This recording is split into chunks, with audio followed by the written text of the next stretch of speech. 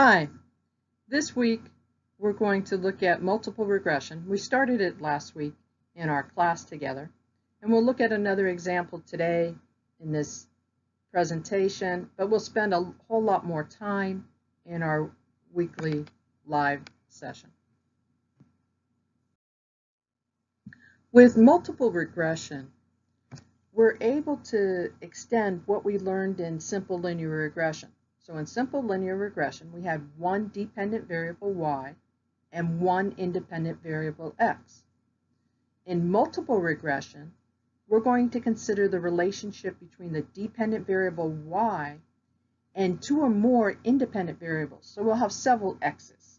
And so the multiple regression model, y is equal to beta 0 plus beta 1 x1 plus beta 2 x2 plus, and we keep going to beta p xp if we had p independent variables, plus this epsilon term at the end, that's modeling our error.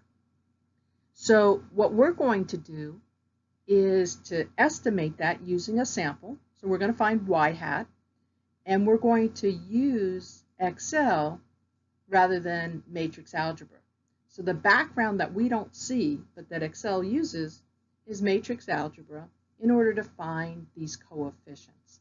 So let's take a look at an example. In this example, a software firm was looking at a sample of 20 of its computer programmers. And so they had the idea that they could use regression analysis to determine if salary was related to the years of experience and a score on the firm's programmer aptitude test. So we collected the data, the years of experience, the score on the aptitude test, and their salary in thousands of dollars. And so we believe that salary, so that's our dependent variable, is related to the years of experience, we'll call that x1, and the score on the programmer aptitude test, we'll call that x2. And so we'll come up with a multiple regression model. Y is equal to some y-intercept plus the slope for x1, we'll call b1, times x1, which is the year's experience, plus b2, x2, which is the score on the aptitude test, so the slope times it. And that will give us our regression model. The thing to note, remember, is that salary is in thousands of dollars. So how can we best fit this model? Okay, so let's take a look at the output if we ran this analysis. So first we'll look at the coefficients, and the y-intercept, again, we really cannot interpret because that would imply someone had 0 years experience and scored a 0 on the test score. And we don't have anybody anywhere near that. So we need the y-intercept. In this case, we're in 3 dimensions, so it's telling us where the plane starts. And so then if we look at the coefficient for years experience, you see that that's 1.40. So that is in thousands of dollars. So we're saying that for each additional years of experience, if we hold the test score constant, we would expect their salary to increase by 1.4 thousand or $1,400. And then if you look at the test score, 0.25, this is saying for programmers that have the same years of experience, if one test score is 1 point higher than the other, we would expect their salary to be $250 more. So that's how we can interpret the coefficients. But remember, with multiple regression, we take into account the relationship between the x's. So we just have to be concerned about something called multicollinearity, and we'll talk more about that in our live session. The next thing we're going to do is look at the test statistic, in this case a t-stat, and the associated p-value. So if you recall, the t-statistic is basically a signal-to-noise ratio. So the farther it is away from 0, it's giving us a signal. So in this case, the t-statistic for years experience is 7, but is that statistically significant? So we can look at the p-value, and you as a manager set your level of significance. And typically it's 5%, 0.05. So you compare the p-value to your alpha, your level of significance, and you can see 0 is less than 0.05. So we would say, yes, years of experience is a significant predictor of salary. Well, how about test score? The T statistic is 3.2. Again, that means we're more than 3 standard deviations away from the mean, or where the slope would be 0. So that seems to be large. And then if we actually want to look at the p-value, what's the probability of getting this result, or one more extreme, when the null is true? So here we're saying, oh, it's not very likely that it was just due to chance. We really believe test score is significant in terms of predicting their salary, given we have years of experience in the model. So that's where we got started. Both of the variables were significant. Based on the coefficients, we could actually write the model, and we could use it to predict someone's salary. And then the ANOVA table partitions the variation in salary into 2 pieces.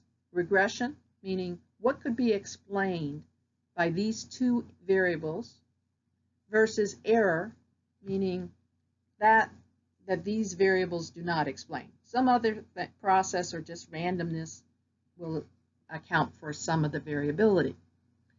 So the test statistic to test the overall model, we talked a little bit about this in class last week, is the F test, but we could look at the significance F and see that the p-value is 0. So this is saying the overall model is significant. But we really talked about a measure that most managers would want to look at, which is the ratio of the sum of squares regression, so that's the variation explained by the regression model, to the total variation. So this 500 to 600, that ratio. And we said that we could calculate that. It gets calculated automatically in Excel. So we'll see that on the next slide. Okay, so if we look at the ratio of the sum of squares regression to sum of squares total, it gives us this R squared. So what this R squared of 0.83 is explaining, it's saying that 83% of the variation in salary can be explained by these 2 variables, by how many years of experience and how they scored on the aptitude test. And in social sciences, 83% is quite a lot. We might want to actually add one more variable. We don't in this example, but we might consider it later. Add gender to the model and see if we explain a whole lot more. And then there might be some belief that there's some inequity. But right now, we explain 83% with just these 2 variables. And so that's a lot of variation explained. And then we also talked last time about the correlation coefficient. R is the square root of the R squared. But in multiple regression, we talk about an adjusted R squared. And we're going to do that in class when we meet for the live session, because if you just have one model, it doesn't make a difference. You can use the R squared. But if I want to compare several different models to decide which is the best model, then we'll use the adjusted R squared, because it takes into account the number of independent variables. So we'll talk more about that this week. And then the other thing we're going to talk about this week is when we build regression models, we're making some assumptions about the model. One of the assumptions we're making is that the residuals are normally distributed. So let's talk about what is a residual. A residual is the difference between the actual value and the predicted value. And so if all the lines fall on the point, if all the points fall on the line, then the residuals will all be 0. But they never all fall on the line, right? You're going to have some points above the line, some points below the line. So that difference is the residual. And if we were to graph those residuals, we would want them to follow a normal distribution.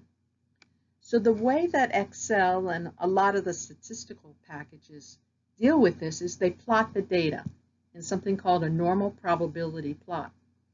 And what you want is for all the points to fall on the line.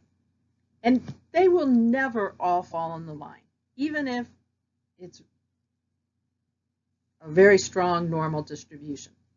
So the way you have to interpret this is something like, consider a fat pencil. If you took a fat pencil and put it on the plot, does it cover up all the points? If it covers up all the points, then you probably have a normal distribution.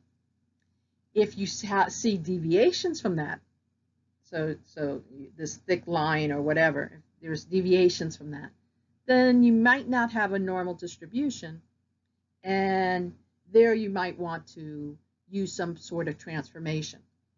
In this class, we don't have enough time to go through transformations of the data, but there are all sorts of transformations if you violate the assumption of normality. Another assumption that we're making is the homogeneity of the variance. So if we look at the plot of each variable against the residual, we want the variance, so the variation that you see, to just be random.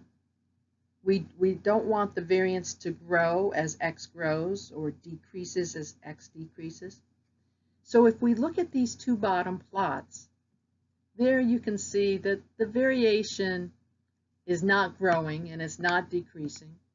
So we probably are meeting the assumption about the homogeneity of the variance. And we'll talk more about that in class. Another assumption we're making is independence of the residual. So you don't want to see a seesaw effect. Okay, first a high point, then a low point, then a high point, then a low point. That would imply your residuals are not independent. But in this case, if we look at these two bottom plots, it just looks like random noise. So we probably are meeting the assumption of independence. We actually need more data than we actually have to really test these assumptions. But this is just to begin the discussion about the assumptions we make in using regression. Okay, I look forward to seeing you all in class, and we'll talk more about these concepts.